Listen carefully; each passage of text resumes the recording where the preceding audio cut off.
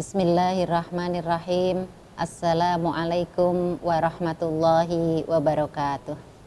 Alhamdulillahilladzi an'amana bi ni'matil imani wal islam wa nusalli wa nusallim ala khairil anam Muhammadin sallallahu alaihi wasallam wa ala alihi wa sahbihi ajmain. Amma ba'du.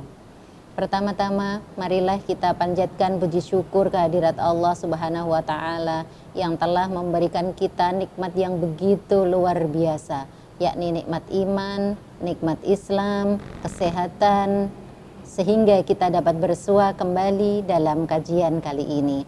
Tidak lupa sholawat serta salam semoga terlimpah pada junjungan kita Nabi Muhammad Sallallahu Alaihi Wasallam, keluarga dan para sahabatnya. Akhwat dan ikhwan fillah, kali ini kita akan membahas tentang amalan-amalan yang dicintai oleh Rasulullah Shallallahu Alaihi Wasallam dan para sahabat, dengan harapan kita dapat meneladani dan mengikuti amalan-amalan tersebut. Di antara amalan tersebut adalah sholat tahajud. Sholat tahajud hukumnya sunnah muakkad dan merupakan kebiasaan Rasulullah Shallallahu Alaihi Wasallam sepanjang hidupnya.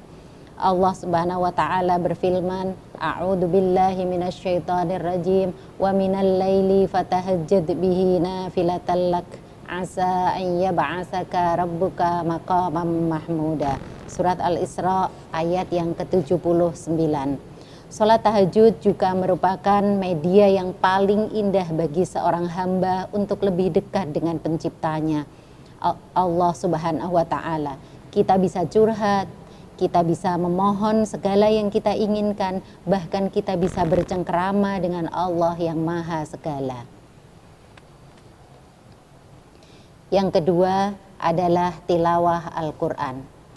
Nabi Shallallahu Alaihi Wasallam bersabda, bacalah Al-Quran karena ia akan datang pada hari kiamat sebagai pemberi syafaat kepada para pembacanya. Hadis riwayat Muslim. Mari kita awali semua hari kita ke depan dengan tilawatil Quran. Maka Allah akan memberikan kepada kita cahaya ahlul Quran. Sebagai sarana untuk mengistiqomahkan kita dalam tilawatul Quran, kita bisa bergabung dengan grup Odoch misalnya, One Day One Juice, atau grup lain yang semacam dengan itu. Yang ketiga adalah sholat wajib di awal waktu. Rasulullah Shallallahu Alaihi Wasallam pernah ditanya, amalan apa yang paling afdol? Beliau bersabda, sholat di awal waktu. Anak-anak, untuk mewujudkannya, biasakan diri kita untuk meninggalkan semua kegiatan saat adzan sudah dikumandangkan, untuk segera berangkat ke masjid dan melaksanakan sholat berjamaah. Oke, amalan yang berikutnya adalah sholat duha. Gimana anak-anakku, sudah sholat duha? Salat duha adalah salah satu wasiat Rasulullah. Abu Hurairah bersabda, telah berwasiat kepadaku kekasihku Rasulullah Shallallahu Alaihi Wasallam untuk melakukan 3 hal.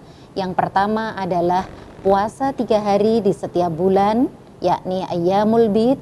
Yang kedua adalah salat duha, dan yang ketiga adalah salat witir sebelum tidur.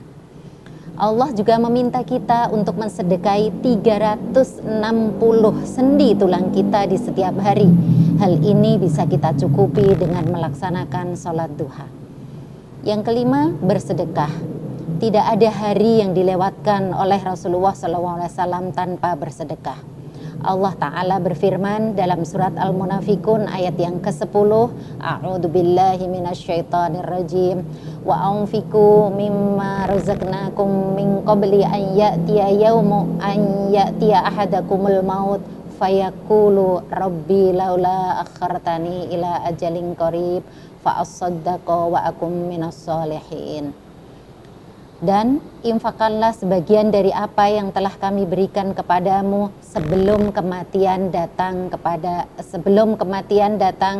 salah seorang di antara kamu. Lalu ia berkata dengan menyesali, ya Tuhanku, sekiranya engkau berkenan menunda kematianku sedikit waktu lagi, maka aku pasti akan bersedekah dan aku akan termasuk orang-orang yang soleh. Maka sebelum penyesalan itu datang, mari kita sediakan kotak infak di rumah kita. kita isi di setiap subuh, kemudian sesudah terkumpul bisa kita salurkan kepada yang membutuhkan. Amalan yang terakhir yakni istighfar. Istighfar adalah memohon ampun. Rasulullah tidak pernah kurang dari 70 kali beristighfar dalam sehari. Padahal beliau telah diampuni semua dosanya dan dijamin masuk ke dalam surga.